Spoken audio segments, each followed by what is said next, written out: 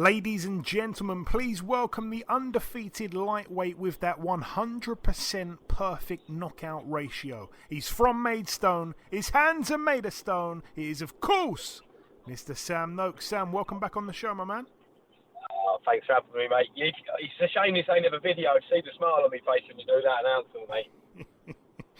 I'm sure we'll video it one day. But yeah, Sam, we last spoke back in January. At the time, you were getting ready for the Sylvester fight. You told me, he's a good mover, but give it a few rounds, and when them legs slow down, I'll get to him, is what you said. I was ringside for the fight. I told a few people around the press rows, I said, I reckon round 4, and you got him in round 4. A one-sided fight. Talk me through it, my friend. Well, yeah, I mean, he started really well. I think he had a really good first round, and I know obviously chatting to people after, thought if he could keep it up for 12, being a bit of a bother. But he knew he was a good mover anyway, but I knew what I had to do. It was, like, as I said before in the press conference leading up to that fight, it's a fight that we both know exactly what each other's going to do. So you can sort of plan for that anyway. And I mean, it didn't help that was a bigger ring than they normally have as well. I think that was a 22-footer. Yeah. We got the job done anyway. Yeah, no, for sure.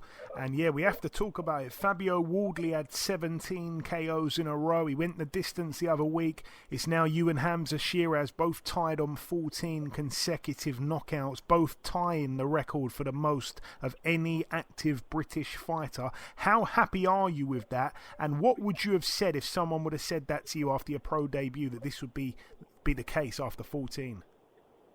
Yeah, I mean, I'm happy to still be going, really. Obviously, this will be number 14, so hopefully, nearly with 14, I've only got 13, so fingers crossed I can level him. But, yeah, I mean, I always wanted that 10. I think anything else is just a bonus, really. It'd be good to keep on going and then maybe get to 15, but obviously Mendy is a tough customer, so we will see. Yeah, apologies there. I came up with 13, but you're already tied, aren't you? Or his hands are in front?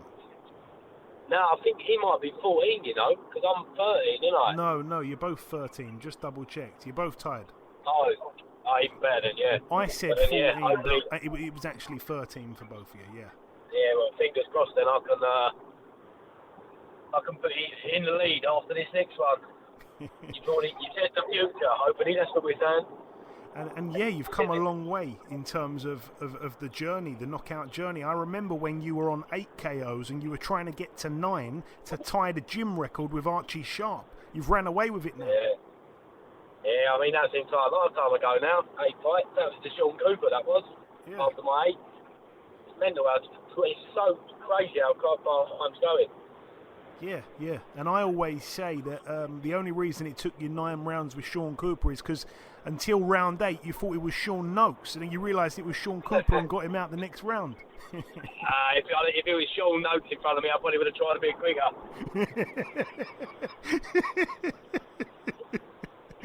Oh God, let's talk about your next one. You mentioned it.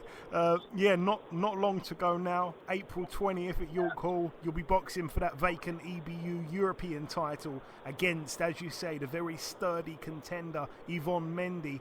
He's been around for ages, Mendy, Sam. How much have you and the team studied him? Yeah, I mean, we've watched him, watched a few of his later fights as well. There ain't as many on him as you think for how many fights he's had. But, listen, he's a tough customer, I mean, he's the fights we sort of want, really, he's going to bring the best out in me. And I think it's like, obviously, everyone always talks about world titles and winning all these tough fights, and I think this is just to show everyone what I'm about, really. But as you say, he's a well-tested customer. I've been here, there's some big names, bigger than Sam Noakes anyway. But, I'll just hope to get a good job done in good fashion like normal, and then keep pushing on. And talking of getting the job done in fashion like normal, obviously he's never been stopped. Something's going to happen for the first time. Either he gets stopped or you do 12. Without giving too much away, Sam, how do you see the fight playing out? I think, to be honest, it's going to be, I've always said I like come forward fighters. I've always said that's sort of like what I like. And obviously you're called being a small ring, I think you're not going to be able to miss this fella. You know what I mean? I think it's just you've got to play it smart, because I reckon you'll be able to hit with everything you throw. But obviously, on the flip side, when I said to Louis Sylvester, moving for 12 rounds is a long time, but so is punching people loads as well, Obviously, if you're fat, you've got to be a little bit mature and smart with what you're doing. Yeah, 100%. And also, since we last spoke, two guys that you were heavily linked with, obviously Mark Chamberlain and Gavin Gwyn, both boxed each other in Saudi. What did you make of their fight? I mean, obviously Gwyn showed good heart carrying on, but that eye was just an instant nightmare, and Chamberlain looked good. Yeah, I think credit where credit's due. Like, Chamberlain did look good. I think he performed when he had to. I think Gwyn was unlucky with the eye, and as you say, we always knew he was tough anyway. We knew he never had quit in him anyway before going into that fight, but he proved it there. But yeah, I mean, obviously Mark's flying now. He's back out on the Fury card, so yeah, good luck with him. Yeah, no, classy stuff, and it was a good win for him. Also, as well, we jokingly mentioned Sean, but what's happening with him? Obviously, he only boxed last month. A nice quick knockout for him again. Yeah, I mean, hopefully, obviously, he looked good in his last outing. I mean, coming back off the injury as well, so I think it's going to be a big year for Sean. Hopefully, get a couple of titles under his belt, and then obviously show what he's about as well. You know what I mean? So it's exciting times. Excellent, man, excellent.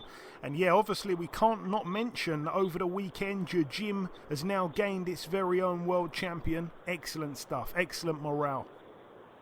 Yeah, she's flying, Skye. I mean, success breeds success, so hopefully she's the first of many, you know. She's back in the gym today, all smiles. Fair play to her, mate. She's absolutely smashed it. She absolutely is. Fantastic. To see her do that over the weekend was a fantastic performance, and like I say, great all-round for the gym. Not that you needed a morale boost, but it certainly will be one. Just before we wrap things up, Sam, if you've got any closing words, like I say, it's always great to have you on. You're on quite a lot these days. We have you on probably more than most fighters, so it's a great thing all the time. Yeah, just thanks for having me as always, and I mean, yeah, if you want to see a good old dust-up, tune in on April the 20th. I won't disappoint. You never do, my friend. I'm sure it'll be a fantastic fight. Sam, as always, the pleasure's mine. Thanks for your time, and we'll speak sometime after the fight. Cheers, brother. Have a good one.